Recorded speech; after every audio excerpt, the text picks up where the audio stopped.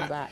Yeah. Of course, you know that the hashtag is Breakfast Daily on all social media platforms. The WhatsApp line is 0550585832. We're having some fantastic conversations this morning. Yes, we are. We've been talking a lot of art Yes. and, the skills, literary space, the skills space. Remember when we were talking to Paul, we mentioned STEM and STEAM? Yes, and STEAM. Well, our next conversation, Yeah. it's all about STEM. It's all about STEM. Yeah. I'm going to love this. Yeah. And you're going to love it too, actually. Yes. Watching. Diana Nyamiche Wilson has joined us on the show. Yeah. She's the CEO and founder of Black Sisters in STEM. She's not here alone. She's here with David Plastino, who is a philanthropist. And we're going to find out why he's on this boat for this ride. All right. Lady and gentlemen, you're welcome. Thank you. All right. It's good to have you here. Morning. Now, Diana, it's not your first time here. No. Yeah. So talk to us about what you've been up to since the last time you were here. Yeah, so since the last time I was here, which was in August of 2021, I believe, we have gone global. We have added our global umbrella organization, Black Sisters in STEM, to the African subsidiary, which is Yielding Accomplished African Women, which people might have heard of before.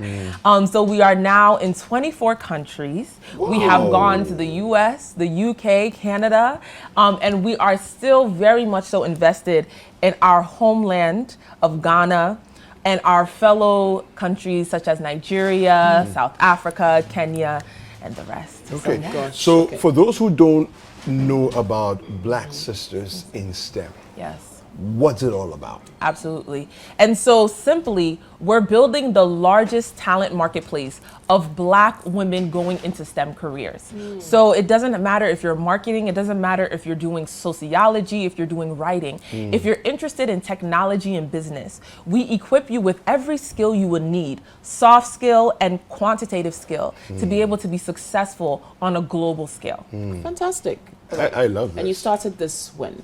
And what inspired it? Yeah, so I started this at the ripe age of 20. Wow. And the reason why Dave is here, he is what we call a luminary. He was our first sponsor and one of our largest sponsors till date. And we didn't have anything. We had a Facebook page when we reached him.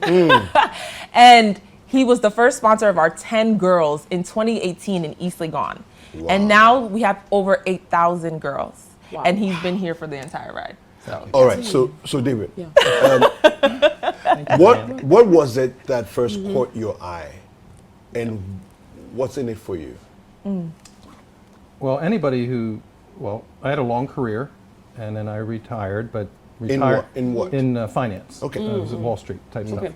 And but you can't really retire.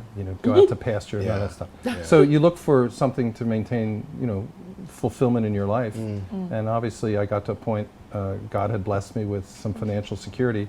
So the time is to. I have a feeling that life is a third. You spend a third of your life learning, a third of your life earning, and a third of your life returning. So I entered the stage of the returning of my life when you give back and complete the cycle. Okay. So Diana was introduced to me by her sister, who I met through another program that I have, a philanthropic program that I have in the United States. And so what got me on board? She did. She's one of the most dynamic, not just young women that I've ever met, one of the most dynamic people that I've ever met. And so with her enthusiasm and her drive, but also with her mission and her passion for changing the world and looking at an issue that needed to be addressed, and she felt if she had the right resources provided, that she could make a difference, that we could make a difference together. So I jumped on board for two reasons. Number one, because of the mission, but most importantly, as everyone knows, the person who was running, and that was Diana, and her talents are immeasurable in my mind. Now, sometimes, we talk about changing the world one person at a time and all of that.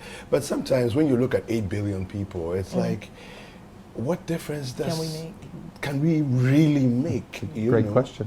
Yeah, what difference can we really make? What is it that drives you every day when you're doing what you're doing? It's really my family and my story. My mom, who's actually here. My mom and my family came from a very impoverished situation in Ghana and went to the US for better pastures.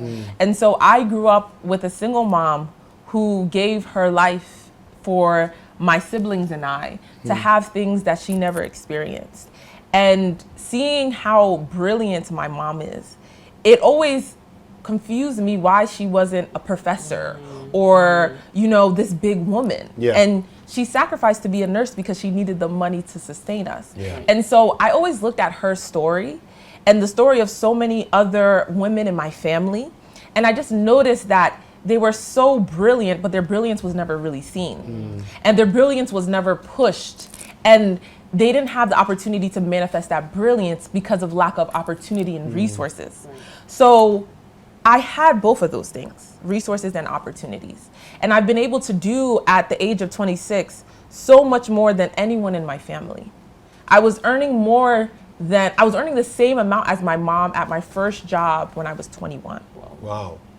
And so that let me know that we can really break a cycle. Yeah. And if I was able to reap the benefits of my mom's sacrifice, I have to pay that forward. Yeah. And so every time I support a woman, I really see my mom, I see my aunts, Yeah. I see my family, I see my grandmother and their stories, and I also see their stories as well. And it really pushes me every day to never stop. So the girls who are in your program, how do you recruit them or how do they come to you? Absolutely. So we work with universities, we work with their career centers, but by the grace of God, over 85% of our students come through referral. Okay. So word of mouth. Okay, that's good. And so students tell another student, and that's how we've gotten here. So far. Yeah. David, So I'd like- far, so Yeah. good. Excuse me, I'm Dave. sorry. No Yeah, I'd like to go back to your question Yeah. about, I've thought a lot about how do you make an impact when you, and what I've come down to and what I truly believe is that, like most things in life, if you let your mind get cluttered with all the, not the problems, but all the challenges that would face you in everyday life, Yeah. if you can get overwhelmed and it forces you into a period of doing nothing. Like you get overwhelmed by the idea of the enormity of the issue. Yeah. So if you think of 8 billion people and all the need that's in the world and Yeah. you focus on the enormity of it, you'll be paralyzed. So what I always do is I just break it down and say, I'm going to focus on this or I'm going to focus on that, and everything else is just a distraction at the moment. So if people want to get involved at any level in their life in philanthropy, you have to just stop worrying about the huge big picture. You just got to pick something that you want to attach yourself to, and that you want to try to have a personal impact. And every little drop Yeah. It makes the lake, makes the Yes. ocean. Yeah. So you can't just say the problem is too big and do nothing. You have to just say, well, the problem may be very big, but I can focus on this small area. this And small part. that's truly what I've done, because then you can make the step and you can make the Yeah. leap into it. Beautiful. Okay. Fantastic. So, what do you want people to know right now as you're here on TV about Black Sisters in STEM, how they can be a part of it, how they can support you, and where you're going the next chapter? Yeah. Absolutely. We want people to know that your sisters, your girlfriends, your cousins, your female cousins, make sure that if they're interested in business or technology, that you share with them, and if you're a woman, that you join us. We really just want to impact more women. We've been on a mission to reach 10,000 by next year, and we very much so know we're gonna even Exceed supersede that, that. yeah. And so you all can be a part of helping us supersede that number of 10,000. Fantastic. Fantastic. How do people get in touch? Yeah. Yeah. Yes, so they can get in touch with us through our social media or our website, blacksis.org.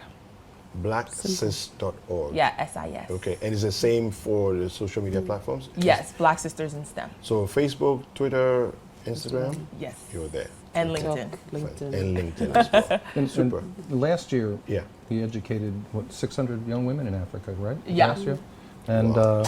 within 3 months of the graduating from our program, 96% of them had jobs. Whoa. Yes. So it's not just something that we focused in on, obviously on the theoretical and the planning aspect, but Diana has really built a program that actually has true on the ground results Yeah. of allowing young women to move further in their careers into areas that have traditionally been shut out Brilliant. to young women who have been,